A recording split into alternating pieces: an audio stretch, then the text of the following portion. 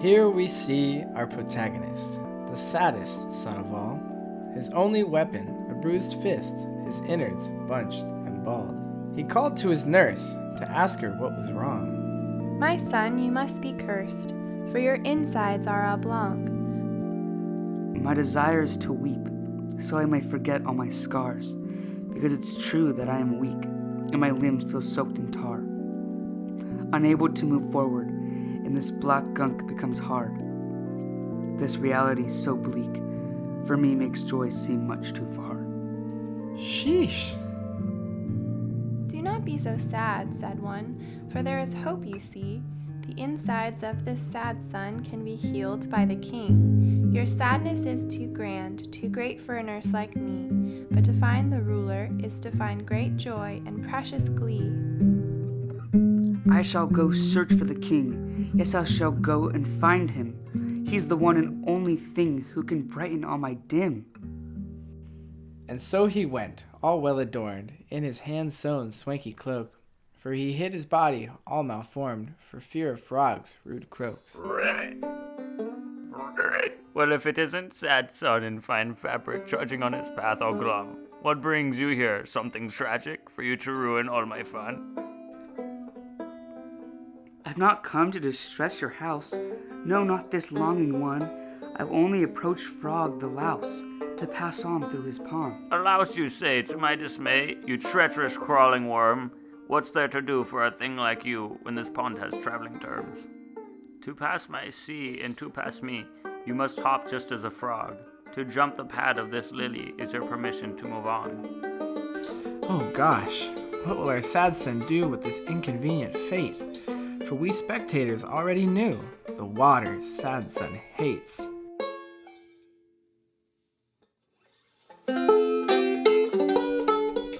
Hold on, what's this? A protagonist that leaps and burrows along?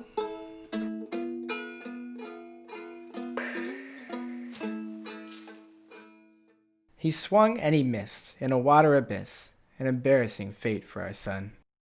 A fool I've been deemed.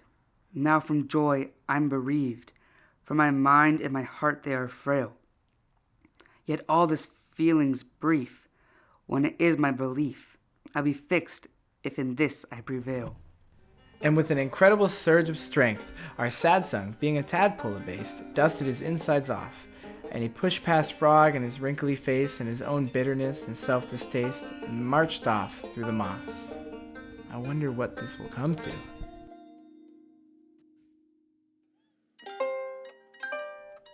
What's this?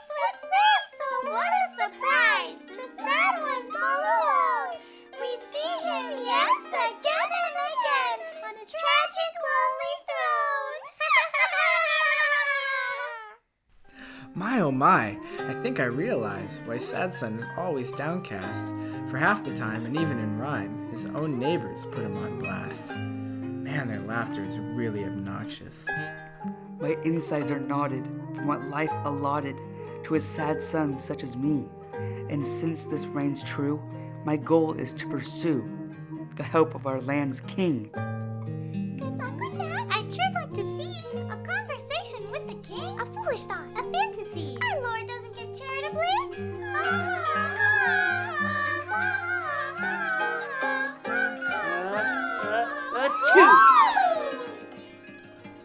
The flies, in all their mockery, yet so easily cast to and fro, from Sadson's powerful allergies, were those pesky things brought low. I wonder where we're headed to now.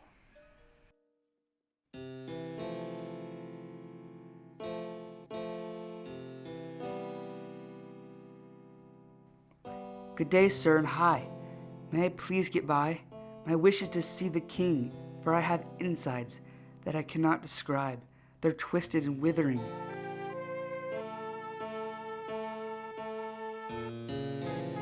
Hello and howdy.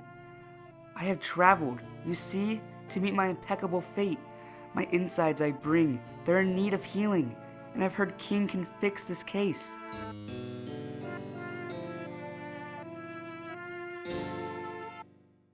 Ouch!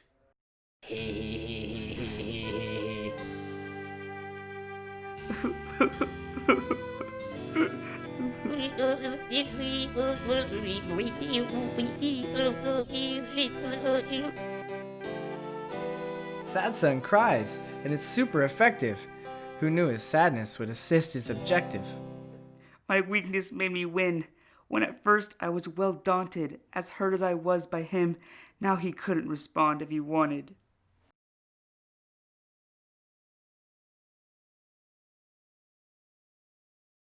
Here it might seem deranged, but something seems strange. There sits the king in his royal seat. What will happen when these two fellows meet? You there! What are you doing? Come here, little one. Come on out. Yeah, that's it. Come out, little man. I have a favor to ask of you. That thing right there? Bring it to me. Yeah, that's it. Come on, little guy. You can do it. And there it is. Ha! Woo! That's been there for 2 days. Lunched at a commoner. Boy, were they scared. How did you get in here? Well? I apologize to my land's lord, but your song is more of a whine, for I do not understand your words. As a boy raised learning rhyme? Hey, that sounded pretty cool. My guards rhyme too, but not as well as you. You weird little freak with your flaws. Do it again. Excuse me, sir? But please pardon me. When I incur, why you stare upon me? There it is. You put these other kids to shame. Man, I miss this commoner cursive talk. Hey, little buddy, how'd you like to be a jester for the king? Or, that's right, let me see, how'd my freak like to be a jester for little old me? On my heart was the call to seek you in grief, so I'd no longer be the land's smile thief. Now here you stand tall, in your kingly hall, yet you've proven to be my hope's greatest falls.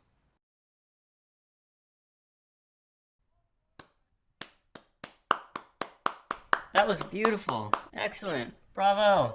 When can you start? I have a dinner party this Friday, and I'm sure if my friends heard your voice, they'd be absolutely floored at how pristine my subjects are in, dialect. Not so much appearance, but we can fix that. I'm sure maybe it'll add to the whole, spiel or whatever.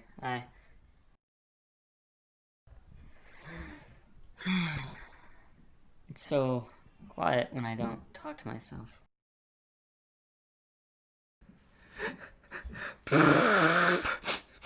I didn't know I'd signed up for such a tale so sad. Who knew the king would be such an intolerable cat? The fool wanted to meet the king. The fool tumbled down a great slope, and now I sit wallowing, where even the flowers feel like my foes. Excuse me, friend, please don't scold the rose. Even the fiend finds peace in what grows. Sir, I swear, you do not understand the extent to which I've heard such reprimands, and to the extent of a fool I have been played. I pray thee no more scolding for me today. Do not fear me, friend, for I am your friend indeed. Your sorrowful end will be how you succeed. For I own all flowers, even frogs' lilies, and in your body's tower do I see many seeds. With this tear I do share all your many griefs, and yours don't compare to some things I have seen. My flowers despaired and used for useless things, yet they still grow so fair, for I am their spring. And with this tear I give you a heart grown anew. With this dying pit comes life in full bloom.